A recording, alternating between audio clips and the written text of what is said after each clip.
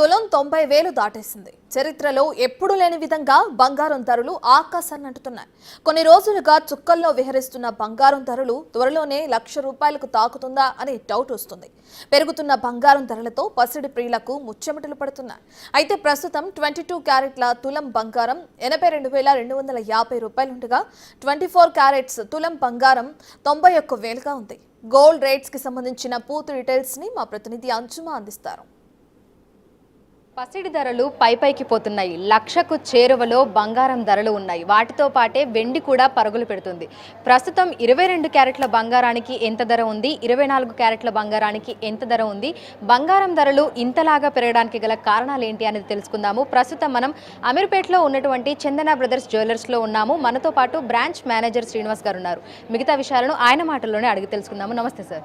Sir, చూస్తున్నాము ఎప్పుడూ లేనంతగా బంగారం ధరలు రోజు రోజుకి పైకి పోతున్నాయి. ప్రస్తుతం 22 క్యారెట్స్ ఏ విధంగా ఉంది, 24 క్యారెట్స్ గోల్డ్ ఏ విధంగా ఉంది? బంగారం ధరలు చూసుకుంటే గత 1 వీక్ నుంచి బంగారం ధరలు పెరుగుతూనే ఉన్నాయి. ముఖ్యంగా ఈరోజు మన బంగారం ధరలు చూసుకుంటే 22 క్యారెట్ వచ్చి 8,250 రూపీస్ ఉంది. అంటే 8,250 పర్ గ్రామ్. అంటే 10 గ్రాములు వచ్చి 82,250 ఉంది. అదే 24 క్యారెట్ చూసుకుంటే 91,100 పర్ 10 గ్రామ్స్ ఉంది. సిల్వర్ చూసుకుంటే 1,04,000 దగ్గర ఉంది ప్రస్తుతానికి రేట్. అది ఈ వెండి బంగారం ధరలు పెరగడానికి కారణం ఏముంది? మార్కెట్లో ఇప్పుడు మనం చూస్తున్నాం కదండి. ఇప్పుడు ఇండియాలో అంటే మ్యారేజ్ సీజన్ అనుకుందాం.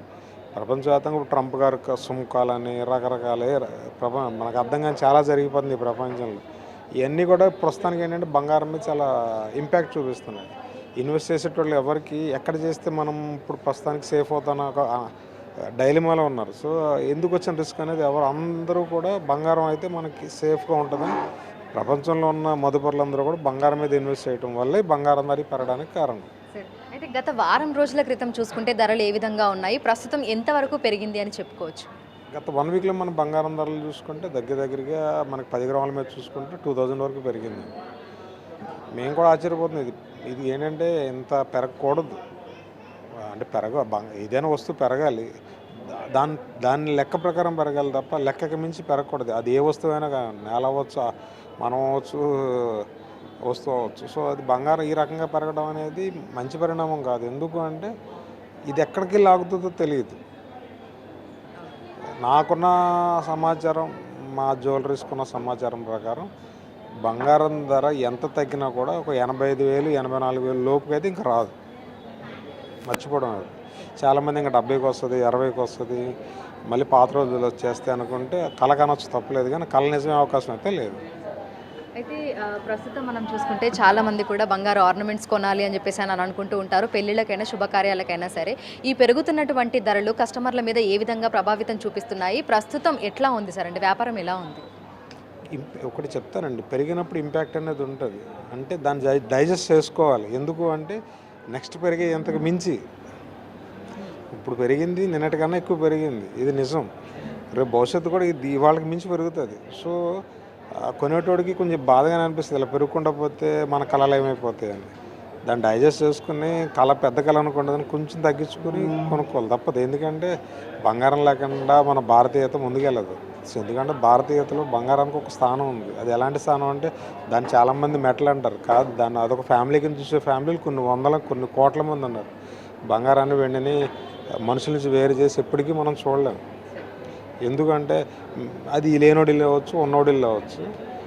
ఆ ఇంట్లో బంగారం ఎంతో కొంత ఉంటుంది. ఆ బంగారం 10 నిమిషాలు కనపడకపోతే అది కోడేశ్వరుడైనా అంతే కంగారు పడతాడు, లేనోడైనా అంతే కంగారు పడతాడు. సో మనకంత ప్రాధాన్యత బంగారానికి ఇచ్చేస్తున్నాం. సో బంగారం ఎంత పెరిగినా కొంటానే ఉంటాం. కాకపోతే కోరికలు పెద్దవి కొంచెం చిన్నవి అవుతాయి. అయితే ప్రతిరోజు మనకు బంగారం ధరలలో హెచ్చు తగ్గులు అనేవి చూస్తూ ఉంటాము. అయితే ఏ రోజుకి ఆ రోజు కూడా బంగారం ధరలు అనేవి పెరుగుతూ ఉంటాయి. ప్రస్తుతం చూస్తే ఎలా ఉంటుంది సార్? అంటే ఒక్కొక్క రోజు ఎంతవరకు పెరుగుతూ వస్తుంది, తగ్గేది ఏమైనా చూడొచ్చు అంటారా? అంటే ఇప్పుడు చెప్తానండి, బంగారం ధర అప్ అండ్ డౌన్స్ అనేది న్యాచురల్ అండి. మనకు వాళ్ళ 2 డేస్ బ్యాక్ బంగారం ధరకి నిన్నటికి చూసుకుంటే కొంత తగ్గింది. ఎంత తగ్గింది? గ్రాముకి 10 రూపాయలు తగ్గింది. కానీ నిన్నటికి వాళ్ళు చూస్తే గ్రాముకి ఎంత పెరిగింది? 40 రూపాయలు పెరిగింది. అంటే 100 రూపాయలు తగ్గుతుంది, 400 పెరుగుతుంది.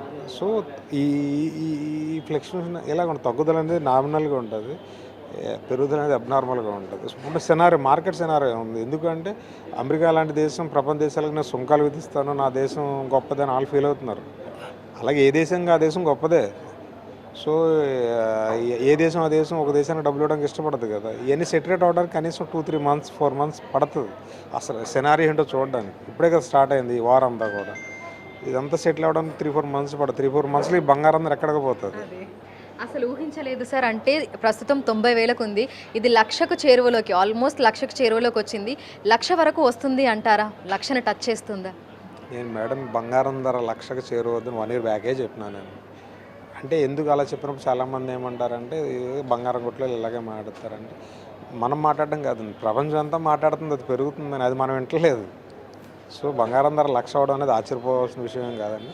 అయితే మేము అనుకున్నది ఏంటంటే ఏ ఆగస్టుకో సెప్టెంబర్కో అక్టోబర్కో అవ్వచ్చు అనుకున్నాను, కానీ ఇప్పుడున్న వాతావరణం చూస్తుంటే మేబీ ఏప్రిల్ ఎండకో మే ఎండకో అయిపోయేటట్టు కనబడుతుంది. అయితే బంగారంతో పోటీ పడి మరి వెండి ధరలు కూడా ఉంటున్నాయి. 1,00,000 దాటేసింది వెండి కూడా కిలోకి. సో ఎందుకు అంతలాగా పెరుగుతుంది? వెండి ధరలు ఎందుకు పెరుగుతున్నాయి అంటారు?